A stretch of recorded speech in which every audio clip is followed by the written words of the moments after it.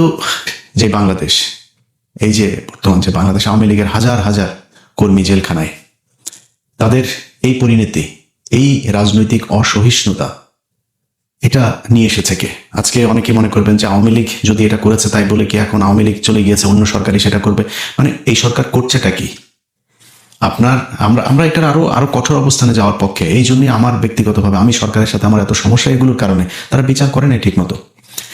যেই সংগঠন, আপনি যদি এই ছেলের, এই যে সাদ্দামের ফেসবুক পেজ, সেটাতে যদি আইডিতে যদি যান, তার আইডিতে সেই এই যে 25-এর আপনার মাঝামাঝি সময়েও সে যেসব পোস্ট করেছে, প্রকাশ্যে সে মিছিল করছে। তুই তো নিষিদ্ধ সংগঠন, তো এই দেশের সরকারের আইন ভঙ্গ করে তারপরে তুমি মিছিল করতে পারো না। অনেকেই বলছে তাকে কেন, তার কি অপরাধ, তাকে জেলে রাখা হয়েছে, কিন্তু সে মিছিল করেছে। এর মাঝখানেও মিছিল করেছে সে।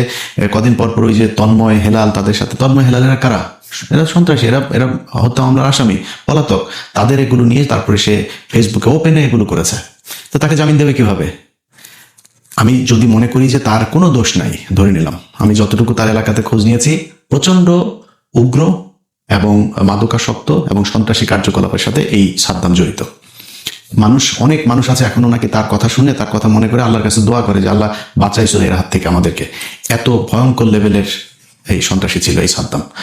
তো তারা ধরে নিলাম সে খুবই নিষ্পাপ, নিরীহ, তার কোনো সমস্যা নাই। দল হিসেবে যারা মনে করেন যে আগের সরকার এরকম করেছে বলে এই সরকার এরকম করবে, তাদের কাছে প্রশ্ন, দল হিসেবে এখনো ঘাড়ের উপর নিঃশ্বাস ফেলছে আওয়ামী লীগ। প্রতিদিন তারা আওয়ামী লীগ এই ভারত থেকে, বিভিন্ন দেশ থেকে তারা হুমকি ধমকি এগুলো দিচ্ছে। তারা ক্ষমা চেয়েছে?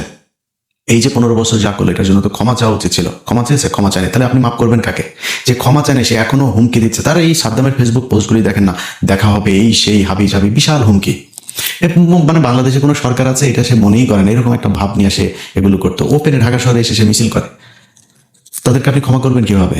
তারা মাপ চাক, তারা পুরো সংগঠনগতভাবে যে আমরা মানুষ হিসাবে ভুল করেছি, আমরা আর এই ভারতের সাথে মিলে এইভাবে মানুষ মারবো না, আমরা এটার জন্য ক্ষমা চাই। ক্ষমা চেয়েছে? ক্ষমা চাই না। আপনি মাফ করবেন কাকে?